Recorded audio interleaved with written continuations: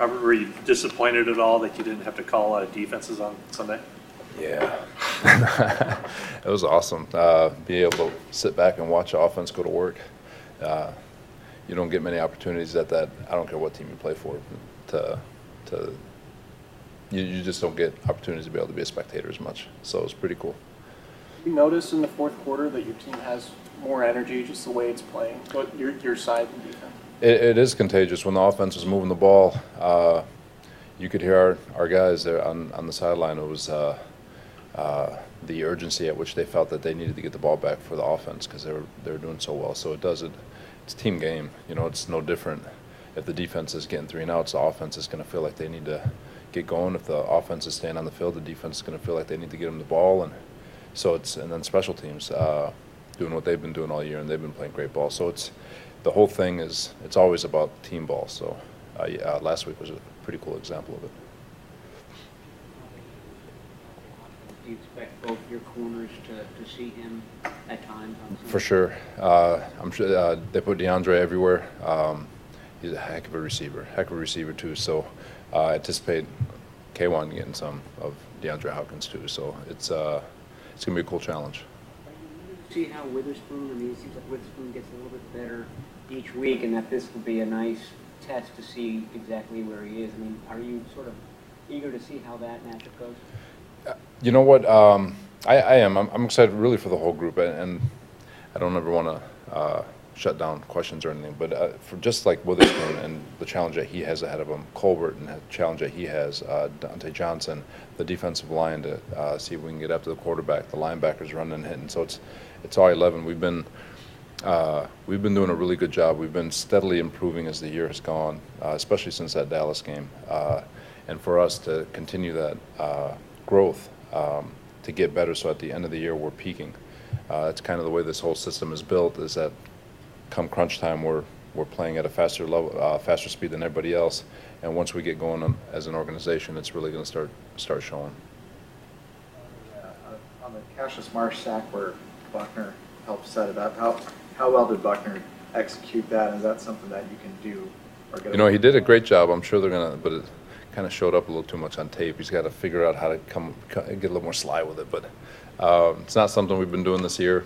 Popped up, and teams are just leaning so much on Buck that it was just something that the guys came up with in the D-line room, and it worked. So not something that you want to make a living out of, but at least it brings a little bit of awareness to them that they can't just let our D-line run free. Robert, when you all signed Dumerville, there were questions. He's had his injuries last couple of years and his age. You know, I think John Lynch even said it was a bit of a risk. Has he done enough to prove to you he still has, enough in the tank? He still has enough in the tank. He's left.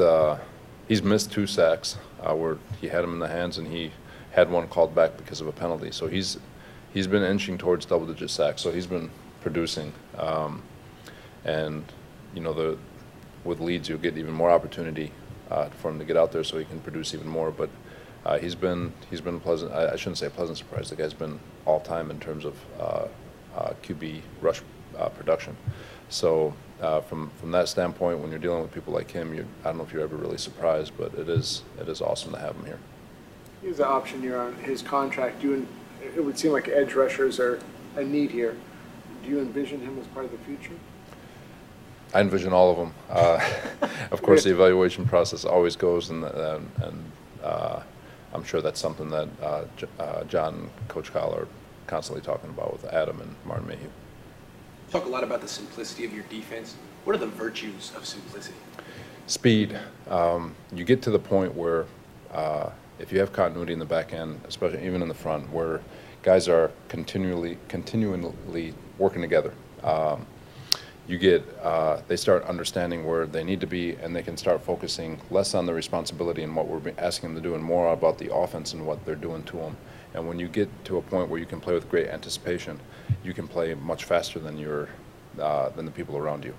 And like I said, since the Dallas game, the injury bug is kind of, I don't want to jinx it, has kind of stopped, and we've been able to have that continuity throughout. And so the improvement that we've been seeing has been pretty cool defensively. So we just got to continue to stay the course with regards to communication, and understanding our responsibilities so that way we can focus more on what the offense is actually trying to do. Do the restrictions placed by the CBA onto practice time and meeting time favor simplicity or necessitate simplicity? You know, I can't answer that because there's some complex defenses and they're doing really well. There's easy defenses that aren't doing very well. So it's all about consistency in the message, I guess you could say, having conviction in what you believe in. You know, there's some really complex systems that people have a lot of belief in, and they've got a lot of conviction in, and they have a great amount of success. We have a system that we have great conviction in, and our coaches are doing an unbelievable job relaying that message, and because of it, we feel like it's been progressing the way we wanted to so far this year. Is there a scenario, just looking at the way the season is winding down for Adrian, that he could go into the off season and force you guys to make a tough decision in terms of can he vie for the starting spot long term, starting in the spring? You know, like to answer your question, yes, for sure. I mean, if he's playing lights out ball, and I mean, you can't ignore it. It'd be a disservice to the players. It'd be a disservice to the organization. It'd be a disservice to everyone if we did.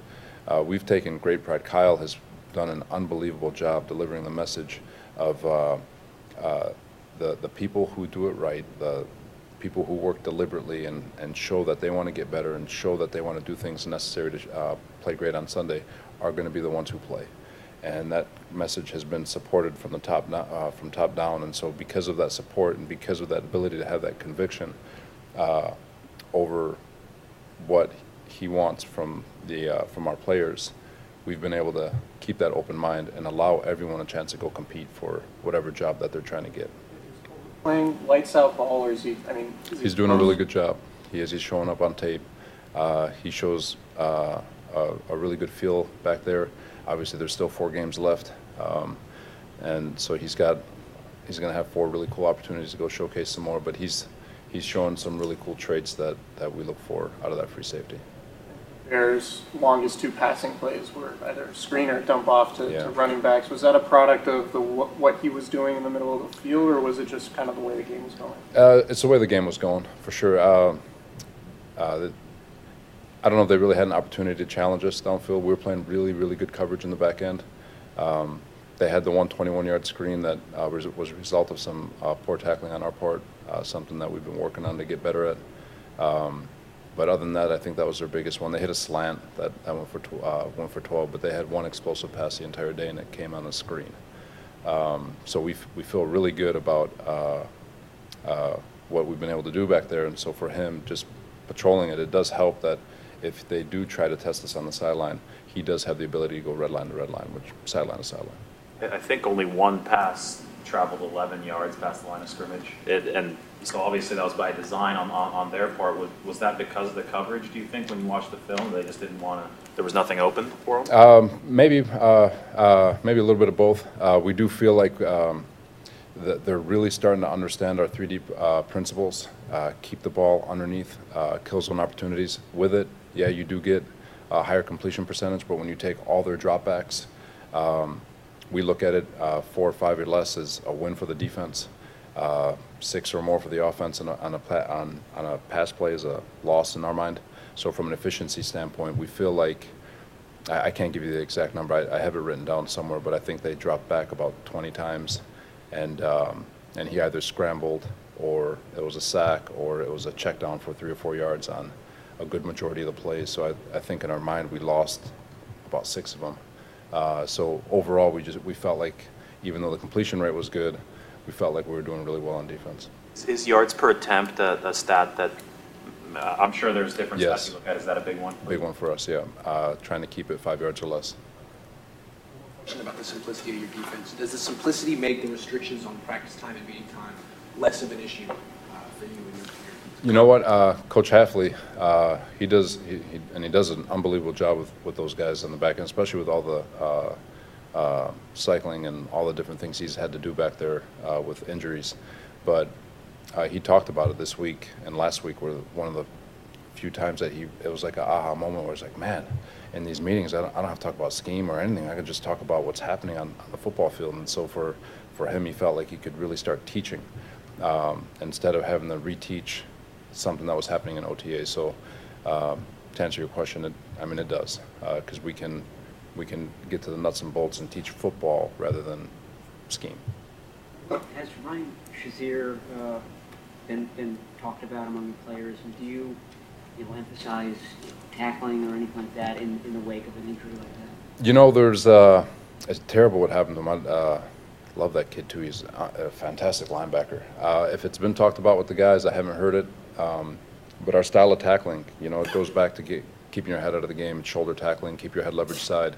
It's unfortunate his head got in there a little bit, and it was very unlucky. I pray to God I still haven't heard anything, but I pray to God he'll be all right and come back playing. Jimmy Garoppolo, a question for you. Okay. But there seems to be for a 2-10 team, a lot of excitement because maybe the quarterback is in place, and that's obviously a big deal. Do you sense that, or or is the defense in its own little cocoon? We're in our own cocoon. We are, but you can't help but notice when he was the first few weeks when he was working on 7-on-7. I mean, he's got a really cool demeanor to him. He's got a really good arm. So I don't know what goes on the offensive side of the ball. I don't know anything else except for what I see, and the guys are excited, and they're like we talked about earlier. There was an urgency on the sideline to get the offense the ball, and it's and I get the quarterback is a big deal, but the rest of the offense seemed like they were playing really, really good ball. The old line looked like they had their best day. The receivers were making some really good plays, and running backs were doing a really good job. So it all comes down to team ball, as you guys know. And but to answer your question, hope is you always hope. That you have answers, I guess. But no, he's cool. So More your time in Jacksonville, when you look at what Houston is doing, is it different this year compared to what you saw previously? it got a little bit different when Watson was in there. Just some different schemes and all that stuff. But and they're still doing there's some carryover stuff from last year. There's obviously some wrinkles here and there, but for the most part, it's very similar.